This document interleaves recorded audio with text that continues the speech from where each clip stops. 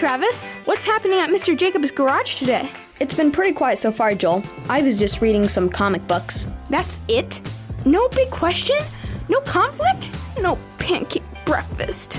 I mean, Mr. Jacobs has just turned on the radio. I'm sure something cool will happen eventually. I hope so. It would hardly do the Kids' Corner justice if it was just a girl reading a book to herself. You've got a point. She doesn't seem too bored, though. Let's see what's going on in this issue. Last time, our indomitable team of superpowered mutants had been called for a secret meeting by their leader, Bronze Man. After weeks of fighting crime and foiling world-ending threats, our heroes are prepared for the worst. As the speedster Spark Boy locks up his Spark Buck 5000, he hears someone approaching from behind him. That's close enough. Don't make me go supersonic. For goodness sake, chill out, Olin. It's me, Ivy. Tarantula girl? Oh, well then you may approach. Olin, it's... Shh! Superhero names, please. You never know who might be listening, Tarantula girl. We're 2 miles under the ice in Bronzeman's secret lair. I think if someone sinister's listening in, our secret identities are the least of our worries. Still, it's the superpowered mutant code. This is Bronze Man. What's the password? Truth. Freedom! And the American way. Very well, come on in. We have things to discuss. Nice place. Yeah, he's pretty well off. Hedge funds mostly. Oh, is that like a hedge of protection? Kinda, but not really. Glad you can make it. Olin, Ivy, this way to the conference room.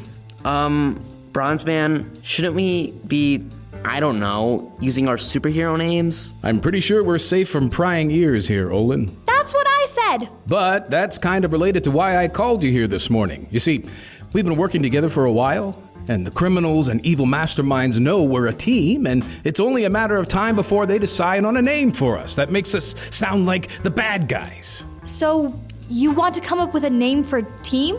Is that all? That's so easy though. How about Masters of Vengeance? I don't know. That sounds kind of scary. How about the Justice Squad? Squad? Like a bunch of cheerleaders? No thank you. Well, you can see why I didn't want to make this decision on my own. I needed people with ideas. Well, there's only one way I know of to help come up with the best ideas. And what's that, Tarantula girl? Listen to the radio? Brilliant. I'll start it up.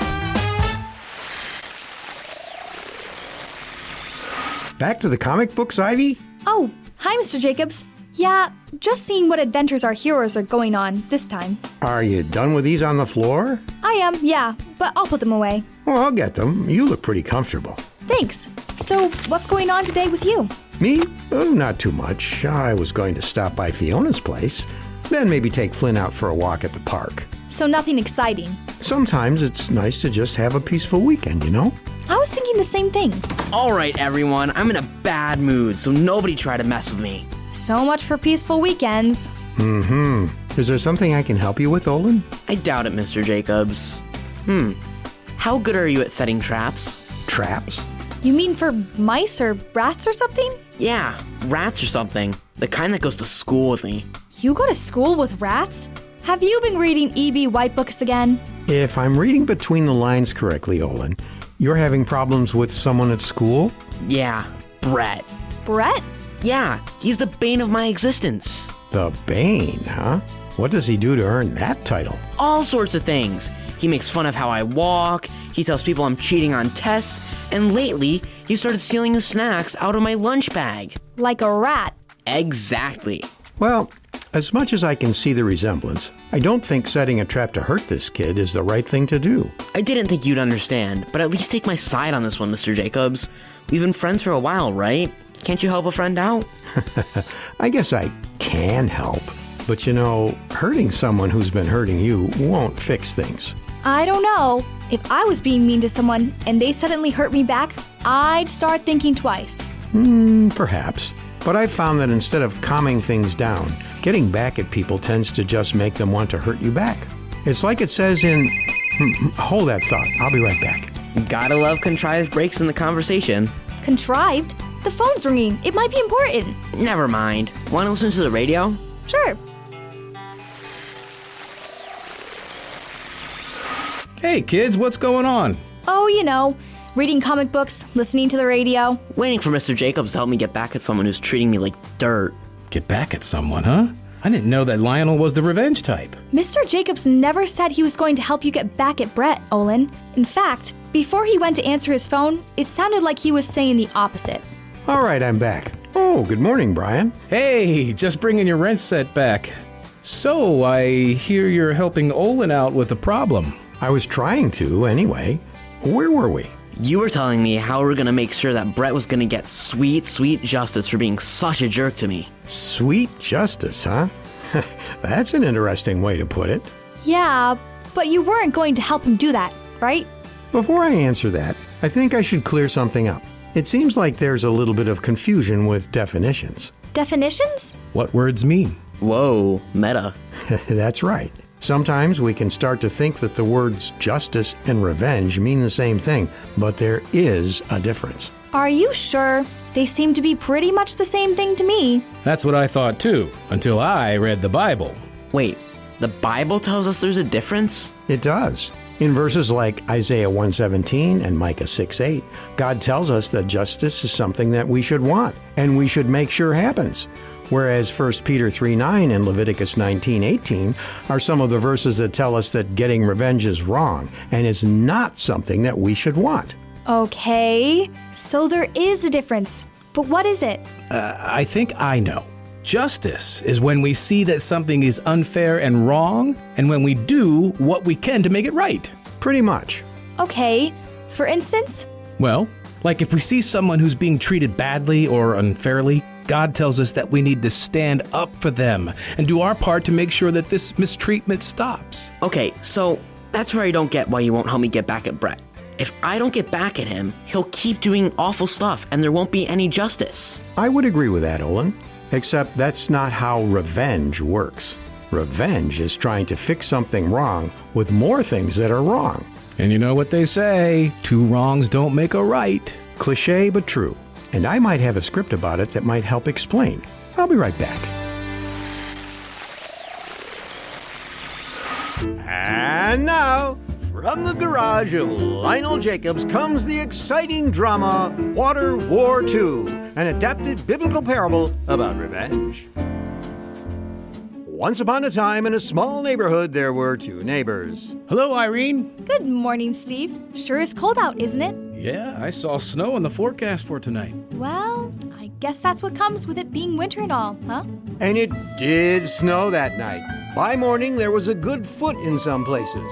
Irene, who worked early in the day, got up and immediately started shoveling out her driveway. Got to get to it before it melts and gets heavier. She got done in record time and was able to get her car out into the road in plenty of time to get to work. It was just about then that Steve woke up and looked out the window. Oh, boy, looks like I better get busy. Wait a minute. Did she throw snow on my driveway? It was true. In her haste to clear out her driveway, Irene had tossed a couple shovels of snow from her driveway into Steve's. Well, I'm not going to stand for that. No, sir. And so Steve began clearing his driveway, making sure that for a couple of the passes, his snowblower was dumping a good portion of the snow into Irene's driveway and even a little onto her porch. That'll teach her. But when Irene got home, she was not in the mood to be taught this particular lesson. Hello, Tinkerton Plowing Service. Clearing your way if you get our drift. How can I help you? Oh, a plow job. The whole house, you say? Sounds like a fun project. Yes, I'll be right by. The next morning, Steve woke up to a wall of snow blocking his windows, his doors, and even his dryer vent. Now this is war. So it was. Hello? Tinkerton Fire Station. We bring the heat when you can't take it. Dig you out? Sure. And then soak your neighbor's house? Is it on fire? No? Oh well, it'll be good practice. Be right over. Fire hoses and giant snowballs, plows and fumes, soaking and smashing. And after about a month, there was nothing left of these two neighbors' houses but a slippery pile of frozen rubble. Serves you right. Ooh.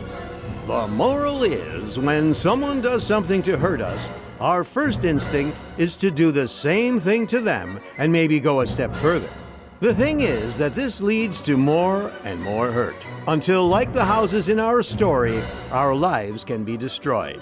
That's why the Bible tells us to not repay bad things with more bad things, but instead end the cycle and win the battle over evil by doing what is good. Looks like these kids have their thinking caps on, Lionel. I was noticing the same thing, Brian. How's the coffee? Perfect. Mr. Jacobs, can I ask you a question about this whole thing about revenge and justice? Sure, Olin. Go ahead. You and Mr. Bryan did a good job explaining what the difference is, but if justice is wanting to make what is wrong and unfair right, then if we're being treated badly, I guess I don't understand how you're supposed to get them to stop if you aren't allowed to do something back to them. Yeah, I guess I don't get it. Are we supposed to just let other people treat us badly? This is a pretty big subject. Yeah, and a lot of Christians have different thoughts on this. Some say that God has given us the right to defend ourselves, and others disagree. And though I have my own opinion, the fact remains that in passages like Ephesians 4 and Matthew 5, we are told not to try to settle the score ourselves, but instead forgive and be humble. And that's not always easy to do. No, but again, revenge is different than justice. We're supposed to want justice. And that's why in this situation with your classmate, I would say to ask your teachers and parents to put a stop to what he's been doing. You mean be a snitch? Oh, yeah, that always goes over well. Not exactly. You're not looking to get him in trouble. Still, Mr. Jacobs, I've tried that, and it doesn't work all the time. Well, that's when you keep asking.